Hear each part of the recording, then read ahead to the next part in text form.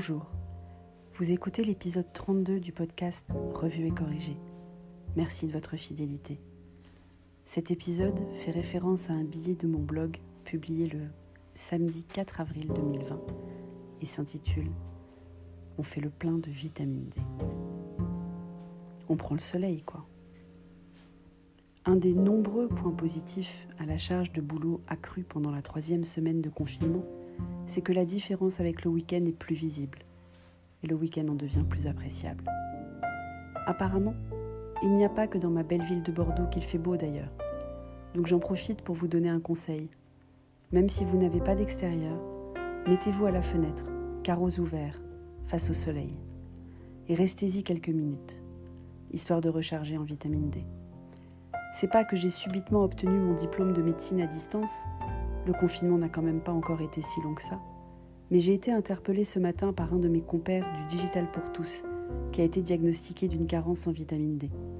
Et là, tous mes cours de biologie du lycée me sont revenus en mémoire. Soleil et vitamine D. Ça doit résonner aussi en vous, non ? J'ai par conséquent traîné petit homme devant la fenêtre de la salle à manger, la plus ensoleillée chez nous en fin de matinée, pour qu'on fasse le plein de soleil. Il n'a pas aimé du tout. J'ai même appelé ma mère pour qu'elle se mette sur son balcon 10 minutes. Je me rends compte que si chair et tendre à ces angoisses irrationnelles de la désinfection, heureusement pas aussi profondes que celles de son père, qui s'est mis à laver les légumes au produit vaisselle avant que de les éplucher. Enfin, quand je dis s'est mis, il a demandé à ma belle-mère de s'y mettre plutôt, vu que de toute façon c'est déjà elle qui épluche les légumes. Si chair et tendre à ces angoisses irrationnelles de la désinfection, donc, j'ai aussi les miennes d'angoisses irrationnelles, que je cache de façon relativement maladroite quand même, sous des couverts de science acquises il y a déjà un paquet d'années, et on ne dira pas combien de façon trop précise. Parce qu'il fut un temps où la science était une partie très importante de ma vie.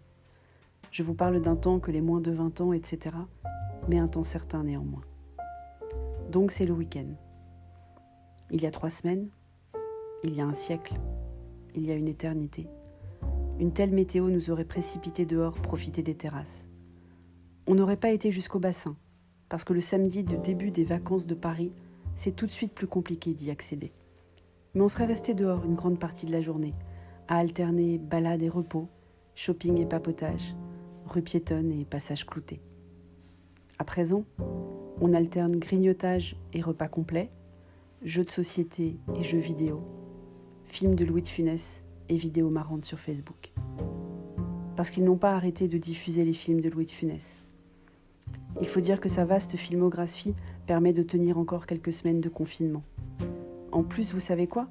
Demain, c'est enfin le tour des aventures de Rabbi Jacob, sur France 2, à 14h25. Oui, encore France 2. Mon attente est enfin terminée, vous savez, celle dont je vous parlais dans l'épisode 20, Je suis trop influençable. À ce rythme-là, on ne va pas avoir assez de la semaine qui vient pour décider ce qu'on fait le week-end prochain.